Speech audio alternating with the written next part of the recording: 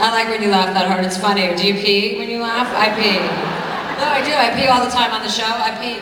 Stuff is so stupid, and I kind of like it, but I have to, like, I honestly have underwear at work because I sometimes, like, I don't, ever since I was a little girl, my brother used to smack me in the face because I thought it was so funny, and I would pee.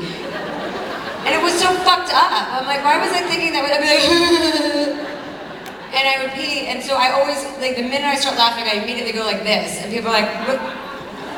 If you're like at a nice event, people are like, why are you holding yourself? My father thinks I'm a big lesbian because I'm a comedian. Like, he won't believe that I'm straight. I'm like, Dad, I'm not a lesbian. I wore a vest one time on TV. Seriously, one time, because I saw that vest. But my dad wouldn't even say the word lesbian. He just, like, points at his penis as if that's the international sign for anything but fucking disgusting. He says, Chelsea, you're not one of those. I'm like, no, Dad, I'm not a... I sleep with guys all the time. He's like, well, you're not a hooker, are you? Look at Dad, I have a nighttime show, and I can do this every weekend, and I'm a hooker also, during the mornings, in the early mornings when I can't sleep, I hook. I'm like, no, I'm not a hooker. I don't charge people. My father thinks, he really thinks that I'm, like, he's a celebrity. Because I write these books and I put him in the books and he believes that he's like, Chelsea, this is too much on me. I can't even go to the market anymore. I'm like, what are you talking about? I go to the market. There's no way that you're having trouble going to the market unless you're wearing a sign that says, I'm fucking Chelsea Handler's father. And my mom passed away, and my dad started dating his Jamaican cleaning lady who was 20 years old. And it was completely mortifying for all of us, like as kids. It really was. I mean, who wants that to happen?